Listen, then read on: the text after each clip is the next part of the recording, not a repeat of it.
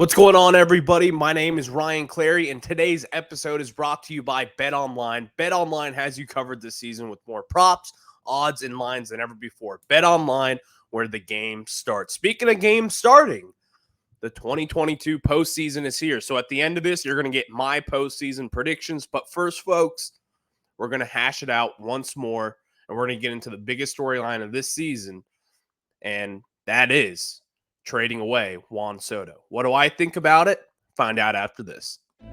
You are Locked On Nationals, your daily Washington Nationals podcast, part of the Locked On Podcast Network, your team every day.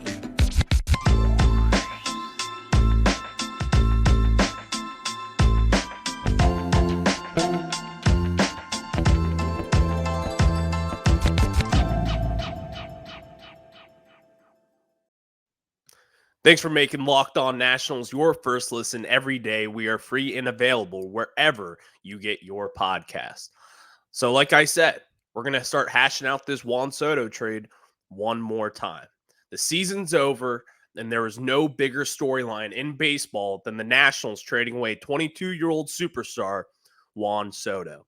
So let's go back to April of 2022, just a few months ago. If you were to ask me, are the Nationals going to trade Juan Soto this year? I would have called you crazy. Before that, we were actually looking at trades to be like, who could even make this deal possible? At that time, I was thinking like, maybe the Orioles. They have the best farm system in baseball. They've loaded up, and these guys are going to be ready to go within the next couple of years. They can make it happen. Other than that, I didn't really have anyone else on my radar. And I don't know about any of you guys. I don't think you had anyone else on your radar as well. Maybe the Dodgers, because the Dodgers seem to always pull the rabbit out of their hat. And they can make deals like this, and they just act like it's no big deal. So maybe them. But looking at this, I had no idea who could make a trade for Juan Soto. Let's fast forward to July then. Worst team in baseball, the worst record in baseball. There's no hope for this season. The writing's on the wall that we're rebuilding, and we're hitting rock bottom in this 2022 season. Then, early July, we found out that Juan Soto turned down a $430 million contract offer that the Lerners and Mike Rizzo made to him that would have made him the highest paid player of all time. But his AAV, as we know, is a big deal in sports. Everyone wants to be the highest paid player annually per year. And that just wasn't going to happen with Soto at this point. He deserves it. He 1,000% deserves that. I think everyone can agree with that. But the Lerners weren't going to hash out that money right now for a team that's going to be losing 100-plus games, maybe for 2 more years. And plus, is there cash flow issues with them? I don't know. Who knows? They haven't really spent money. We know they're real estate kings, and over the last few years, real estate has been in the dumps since the pandemic, and maybe they have cash flow issues as we speak. But I'm not going to speculate on that because I don't know. I just simply don't know. You can speculate on that. That's just not what I'm going to do. But so the writing was on the wall, and we see that Juan Soto turned down this deal as expected. If he accepted it, everyone would have been shocked. It would have been the craziest thing to ever happen in this franchise because his agent is Scott Boras. I can tell you this, Scott Boras wasn't going to accept anything less than the highest AAV that the Nationals would offer. He would be the highest paid player in baseball, and deservingly so. More so than Max Scherzer. He would have gotten a higher AAV than Scherzer, in my opinion. I don't know how else he would have accepted a deal. And so we bring you to this, to when now we see it on the wall. Our heads are bobbing at the top of the surface, and we see that the Juan Soto trade is going to happen. And it caught everyone by surprise. I thought he would be a National for life. I truly believe that when you have this sort of superstar on your team, it's not Bryce Harper. It's not Anthony Rendon. It's not Trey Turner. It's not Max Scherzer. It's not Steven Strasburg. This is Juan Soto, a 22-year-old who is an MVP caliber player year in and year out.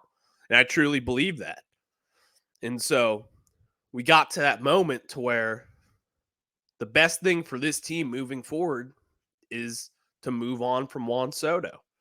If we paid him this money and we know how the learners are and we know how this team has spent their money in years past, they're going to pay him and they're not going to be able to pay anyone else. You know, they're going to have to build through the draft. And that's something that we just haven't done well over the last few years with our mid to late round, first round picks. We're picking like 15 to 28 every year, and we just haven't hit on anyone. There's been a lot of Carter Keyboom, a lot of Eric Fetty, and that's really pretty much it. We just haven't been able to hit in our first round picks to build this farm system up so we can stay competitive through the 2020s with Juan Soto, and we just failed to do that, if we're being completely honest. And so this farm system needed a boost. It needed something to get the juice back so that one day we'll have a loaded farm system to be able to help a championship team down the road. Now, I'm not saying that you had to trade Juan Soto to be a winner and to win a championship, but I can tell you this, it made us a hell of a lot closer. And if you don't think that, I think that's crazy. I think it's crazy to think that. Because look at who we got in return. I can pull it up right now. We got the biggest trade in MLB history, the biggest haul of MLB history, and maybe even professional sports history. We got Mackenzie Gore, Robert Hassel, CJ Abrams, James Wood, Yarlin Suzanne, and we also got a vet with Luke Voigt who's played well here. Is he part of the future for the next championship team? I don't know. But for the time being, he's been fine. He's a clubhouse leader. He's one of these older guys that will help the younger guys once they make the step to the majors. And so these moves were necessary to make. And I tell you that, just like I said earlier, we had no one else coming up. When you have superstars on your team like Juan Soto and Josh Bell, it's not just about them. You need the pieces around them, the supporting cast to help them, to hit them in, to get guys on base so Soto can hit them in. Because it's useless. You can't hit a solo home run every game with Josh Bell or Juan Soto and win a game. You saw it this year. We were the worst team in baseball with them. And in fact, when we traded them away, we even got a little better. Now, I'm not saying that they were the problem, like people were saying with Bryce Harper once after we won in 2019. They weren't the problem. Josh Bell and Juan Soto weren't the problem. The point is we got better from it. The system got better. We're closer to our next championship team, to our next postseason team. And if you think that we aren't, I think that's crazy. Because you can't get 5 legit first-round prospects for these guys. Mackenzie Gore, former first-round pick. Robert Hassel, former first-round pick. Shortstop CJ Abrams, former first-round pick. James Wood, second-round pick, but a ton of upside, and I truly believe this is going to be the prized possession of this haul. And then Yarlin Susanna, who's one of the best pitchers in the 2021 DSL class. We got a haul. And I believe Mike Rizzo said, when asked about when this trade first happened, someone asked about Yarlin Susanna kind of being like a quote-unquote throw-in in this deal, and he was like, absolutely not. Yarlin Susanna is one of the pieces that we valued very highly in this trade, and he was one of the must-haves. And so they got him as well. And then on top of that, they got a nice veteran piece who can play first base, who can DH. He's got a nice bat, hits for slugging, hits for power. Luke Voigt. Like, is he going to be a leader of this team moving forward? Maybe. Who knows? Crazier things have happened. But back to my original point, this was a must-have deal. You had to have this happen. Or you needed something to replenish this farm system. Take a look at the Los Angeles Angels right now. What have they been doing the last 10 years? They had Mike Trout, one of the best players of all time. Now they have Shohei Ohtani, one of the craziest talents we've ever seen in baseball history. And look at them. They can't even make the playoffs. They can't even stay competitive at the least. And Juan Soto and Josh Bell are awesome. But Mike Trout and Shohei Ohtani are just that much better. And look at them. And that's because they haven't really tanked. Yeah, they've been bad, but they haven't really done anything with those picks. They don't really have any help up there in the majors. All they have is Mike Trout, Shohei Ohtani. They spent big on Anthony Rendon. That hasn't done much. And that's really it. They are filled with the two most talented players on the planet in baseball, two of the most top 10 talented players really in baseball history with Mike Trout and Shohei Ohtani. Shohei Ohtani is certainly on that top 10 list. And look at them. They can't do it. They can't get it done. And that's what you want to avoid when it's all said and done. You don't want to be the Los Angeles Angels to where you're just stuck in mediocrity for the rest of your life. Because look at them. They still don't have a farm system that's ready to compete and to put guys around those two players to surround them to make a run in the postseason. They have no pitching. They have no bullpen. They have no help around besides Ohtani and Trout. You don't want to end up like that because guess what? Their championship window is now, and all they're doing is losing more games. You don't want that to happen here. And so that's why it was necessary to move on from Juan Soto and Josh Bell. If you weren't going to get a deal done with them, the time is now, man. The best time to trade them was yesterday. That's what someone else said to me. And you know, it's true. Because it was only going to go down from here. His value was at his peak of the 2022 trade deadline. No one's going to, he has 2.5 years left on his deal before he reaches free agency at that point. What's more valuable to you? 3 postseasons with Juan Soto or just 2? So you had to make them for this year, and that's why they had to trade him now to get that value as much as we can. And we totally got the biggest value possible out there, and I truly believe that. And I would do that trade 10 times out of 10 just because I look at the Angels and I don't want to be there. I don't want to be there with you have two of the brightest stars in the game and they're just completely wasting it. They're spending all their money and they still have nothing to show for it. Obviously, it's been some unlucky injury situations, but still, I'm not doing that. And I know you don't want to either. So that's just the way it is. First off, I want to tell you guys about my friends over at betonline.net. Betonline.net is your number one source for football betting info this season. Find all the latest player developments, team matchups, news, podcasts, and in-depth articles and analysis on every game you can find. So, for example, I'm a big parlay guy. I love to place a nice little weekend parlay. I Google betonline.net. I get on there, search what the experts say, and then I tail them and I make my picks. And as always, BetOnline remains your continued source for all your sports wagering info with live betting and up-to-the-minute scores for every sport out there. The fastest and easiest way to check in on all your favorite games, events, including MLB, MMA, boxing, and golf. Head to betonline.net or use your mobile device to learn more. BetOnline, where the game starts. So let's get into the haul of what we got back for Juan Soto and Josh Bell. And so first off, I want to get into Robert Hassel. Robert Hassel is kind of the highest floor, but the lowest ceiling, I believe, of this group, in my own opinion. I think he's going to be the safest prospect. We kind of know what we're going to get. He's a plus hit tool. He's going to have a little power with him. He can run, and he's going to play a great center field. And he's kind of going to remind me of a little bit. I'm trying to think of a comparison for Nationals fan. I would say a young Trey Turner to where he has that consistency. Obviously, he's not going to go play shortstop. We know that. He's an outfielder, strictly an outfielder.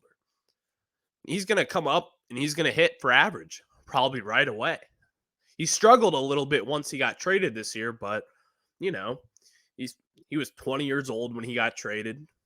He got traded from the San Diego Padres, from an organization to where they're looking up and they're just getting into their championship window, to a team where they're completely rebuilding and there's not much hope for a bright future over the next 2 years. But in the minor league system, he's hit well over the years. As a rookie in 2021, he batted .302 with an .863 OPS, above average on both levels. He was some power. He had about 11 home runs in 110 games. Again, that was a 19-year-old doing that. His muscles are going to develop. He's going to develop as he gets older, grow into his body, get stronger. And then again, this year, he had 11 home runs in 112 games. So you see that he has some pop in his bat, and that's going to be taken advantage of at this next level. And I think that he's going to be around a 280 hitter, like we were saying for this year. I think he's going to be a 280 hitter around a 790 OPS pretty consistently. And he's going to play great center field. And that's someone who's going to be a part of this championship team moving forward. Also, CJ Abrams. CJ Abrams, in my opinion, should be getting a contract extension this offseason. Why I say that is you can see the trajectory. It's only going up. It's only going up. As he first started out this season, I believe he was batting 211 through August. And then once September hit, he completely took off, and he ended this year with the Nationals batting 260 with the 603 OPS. Now, one thing I am concerned about him is that he only took one walk this year. Only one walk. And with that, that's a little concerning, considering he played in, I don't know, how many games with us this year? Maybe like 45. Only one walk compared to like, I don't know, maybe 30 strikeouts, something like that. My computer's not loading right now. Great. And so CJ Abrams is another building block for this future. And with that being said, you need that shortstop to take command of this team and to kind of be that leader into the next championship team we have. And he's a necessary building block into that right direction. So CJ Abrams, we saw him this year. You know what he can do, and that's something that's going to be exciting moving forward. Now, James Wood, my personal favorite prospect for this Nationals team.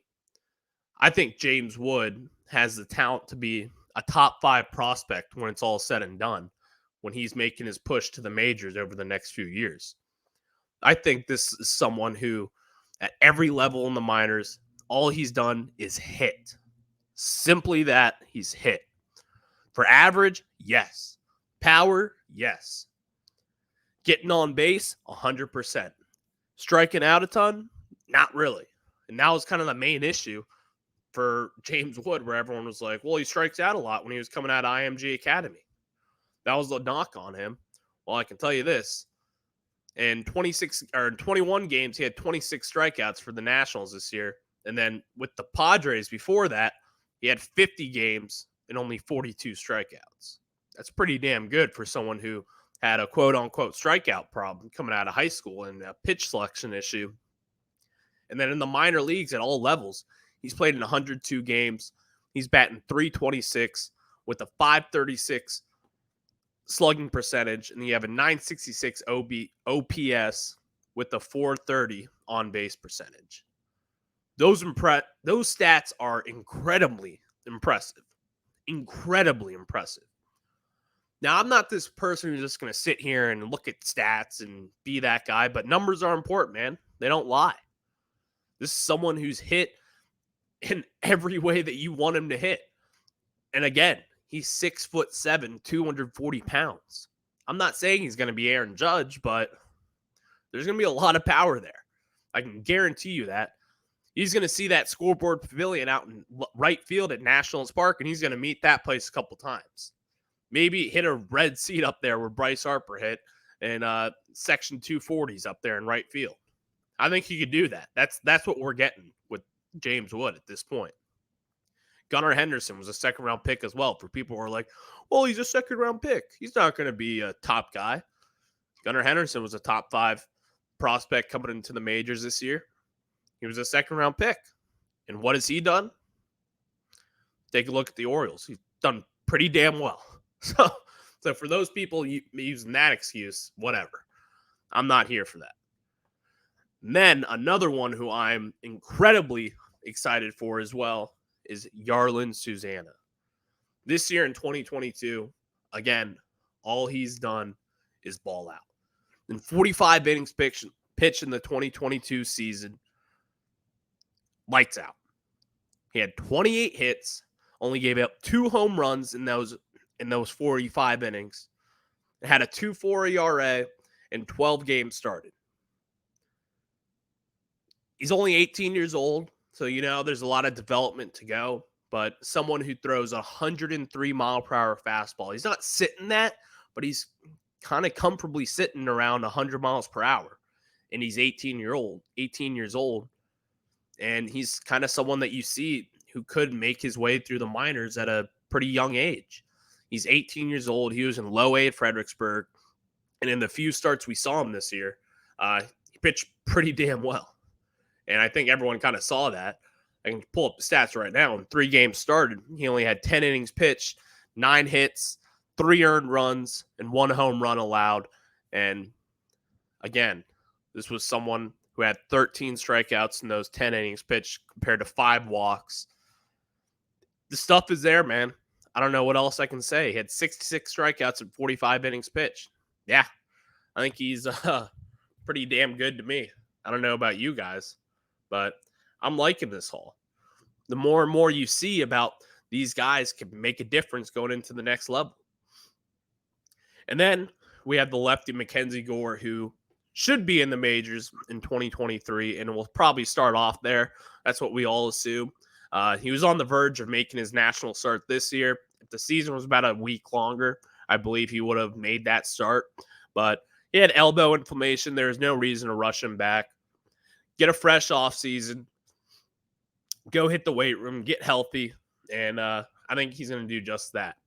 So Mackenzie Gore started off this year in the majors. In his first 9 appearances in 8 games started in 2022, I have the numbers right here. At 48 innings pitched, 34 hits, only 8 earned runs, only 17 walks compared to 57 strikeouts, with 1 home run with a 1.5 ERA.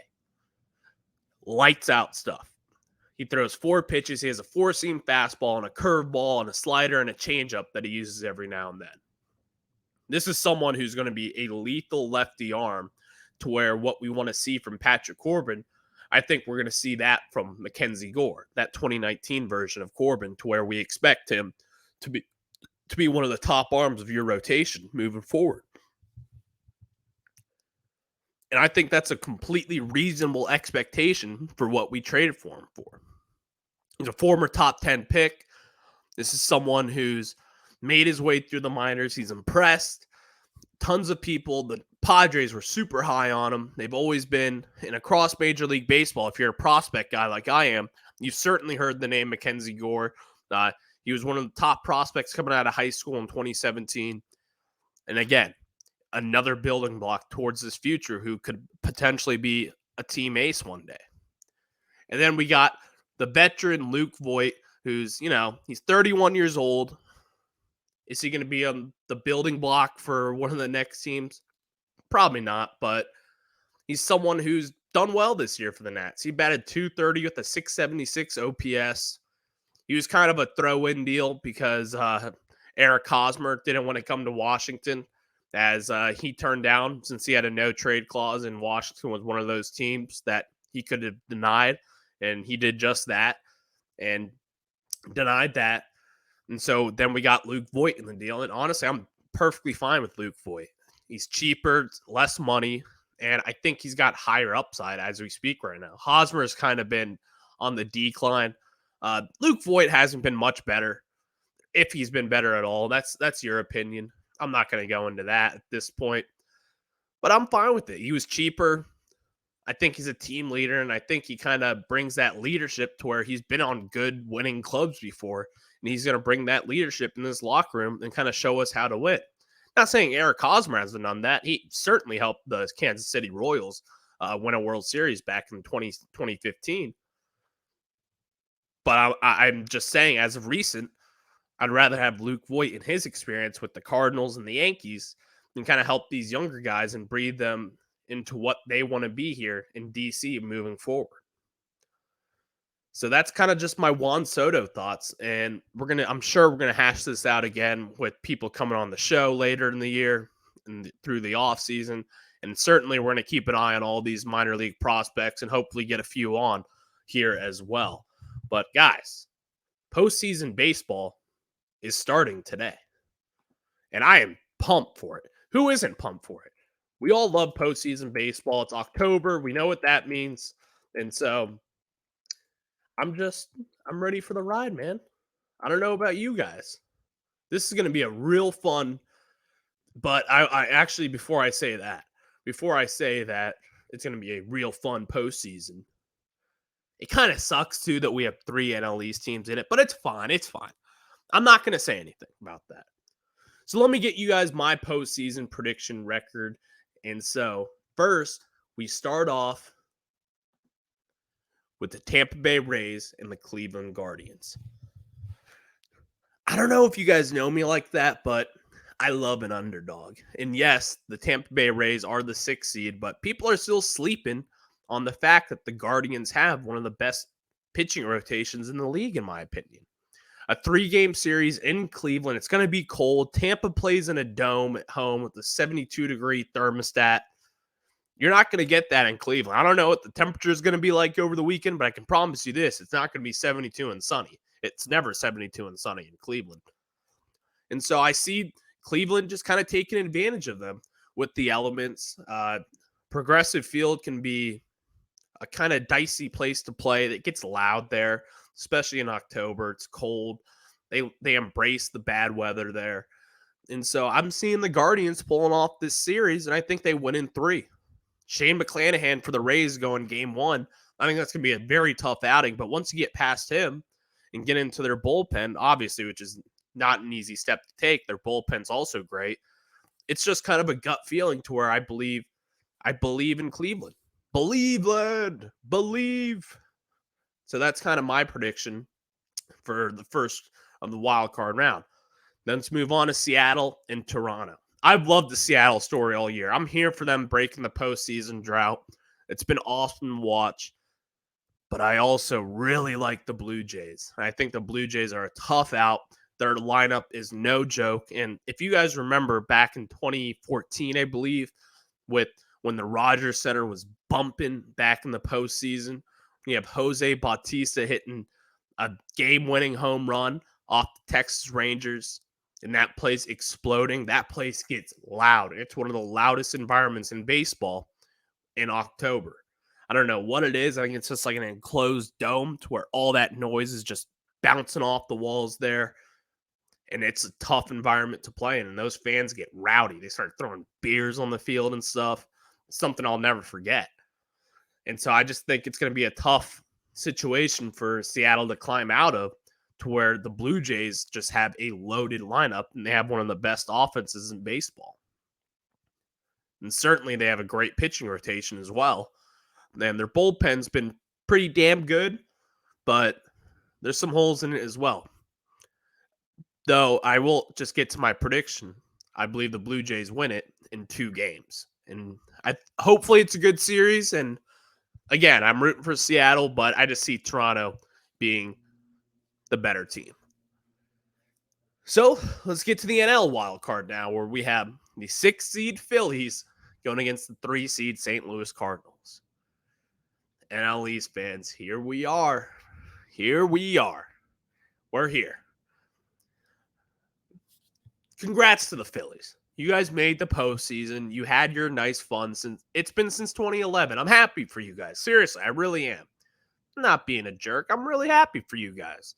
You get to go play St. Louis. St. Louis is a tough little team. They know what they're doing that at Busch Stadium. They've won a few World Series here and there. You know, it's not like the Nationals swept them in 2019 in the NLCS. So I'm going to make this one quick.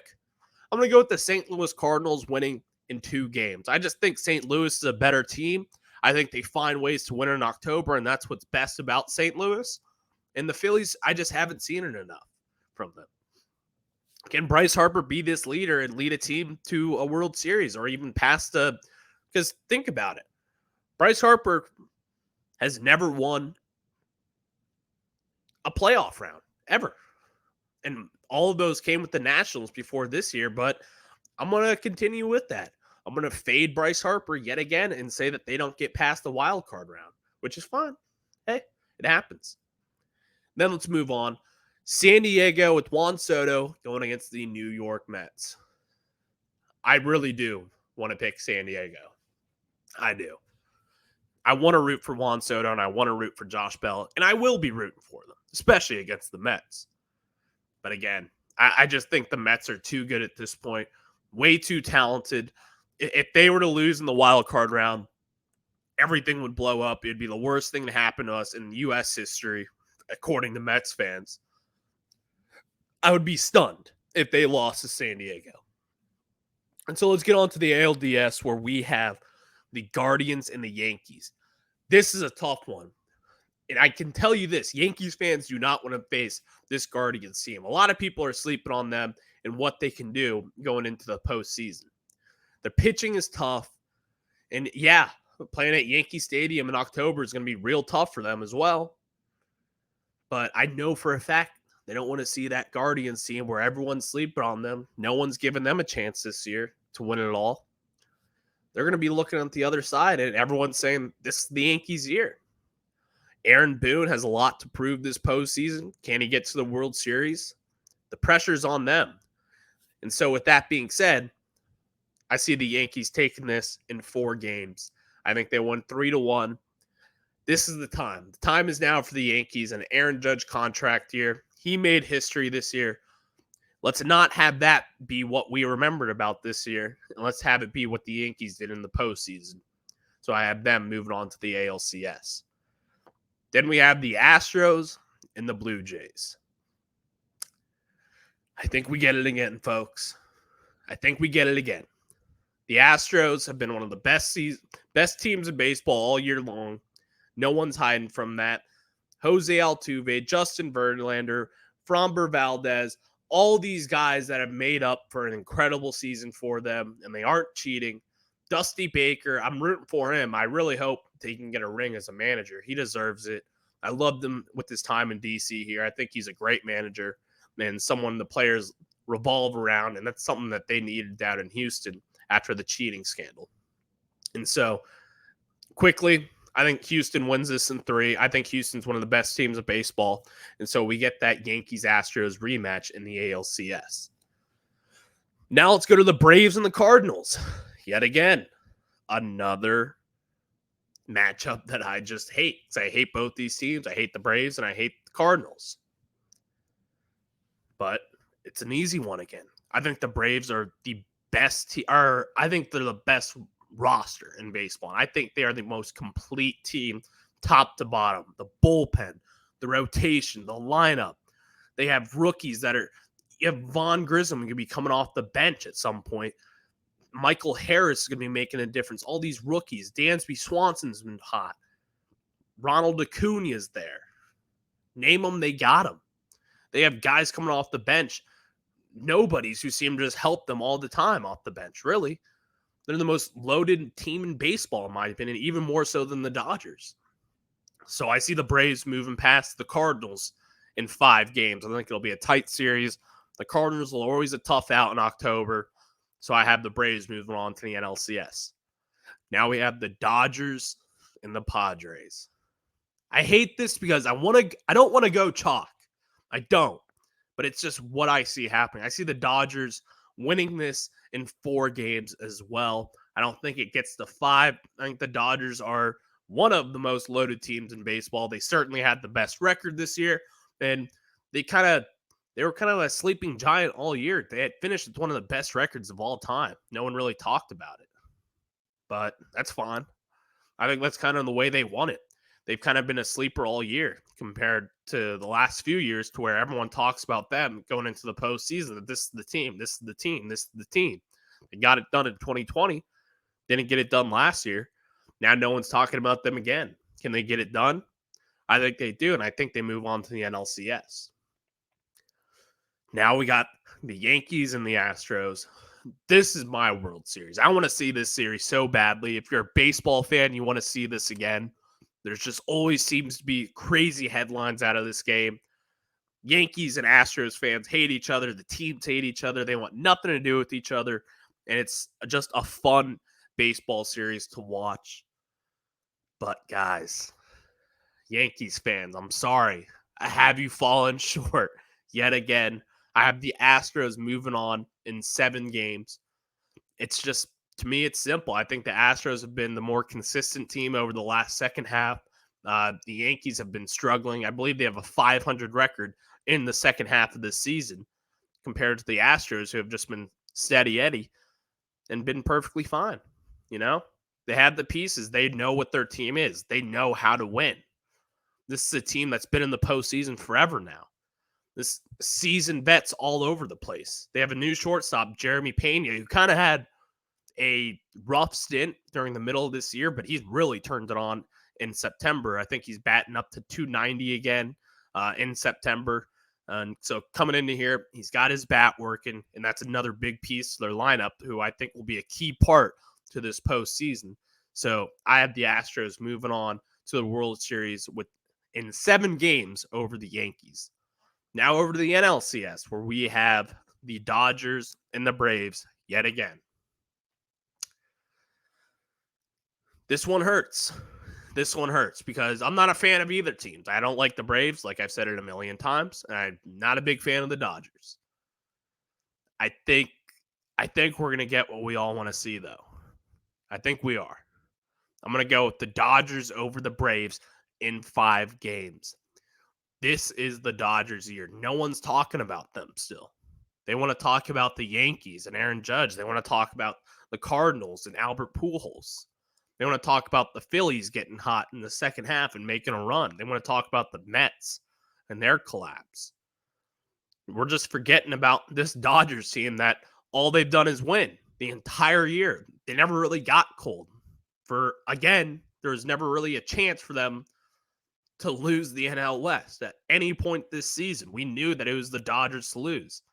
And so that's why I have them moving on to the World Series.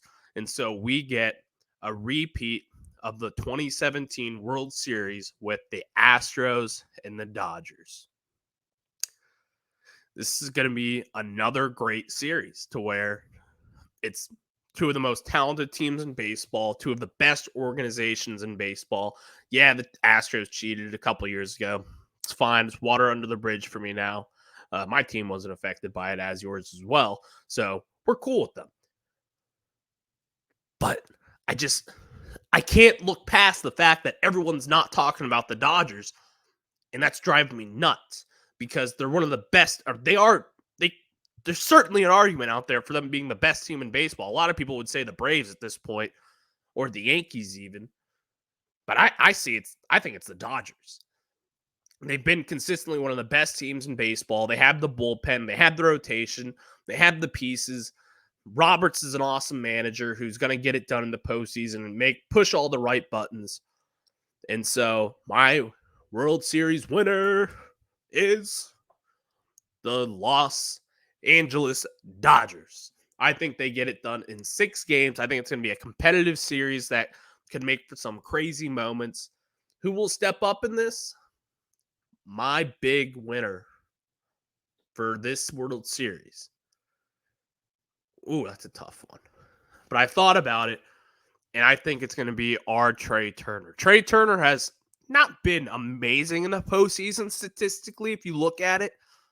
He was certainly never, he's always been a great regular season player, but getting in the postseason, he hasn't really got it done. But I think he's going to get it done this time, and I think he's going to be the difference maker for the Los Angeles Dodgers. All right, guys. That was today's show. I think I went a little over the time to where I was supposed to. I certainly did. I just saw the time on it. But when you're having fun, you kind of lose track of time sometimes. And so thank you guys for making Locked On Nationals your first listen today. Now make your second listen the Locked On MLB podcast. MLB expert Paul Francis Sullivan brings humor, passion, and unique perspective on every team and the biggest stories around the league. Follow the #1 daily league-wide podcast, Locked On MLB, on the Odyssey app, YouTube, and wherever you get your podcast. All right, guys, enjoy the postseason today. It's starting, and enjoy it.